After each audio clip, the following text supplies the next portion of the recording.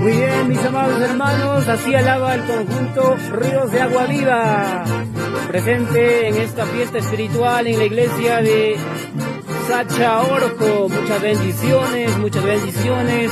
Hemos llegado a la parte final en el tercer día de esta gran fiesta espiritual. Muchas bendiciones. Ahí está el conjunto Ríos de Agua Viva desde Acobamba.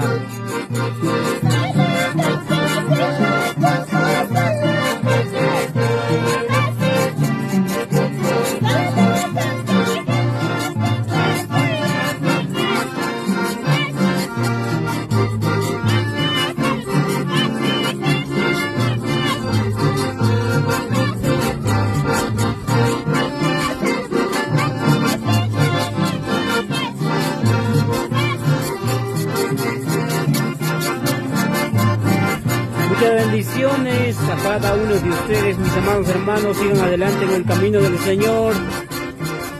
Dios los bendiga grandemente. Es Producciones Visión Cristiana. Muchas gracias.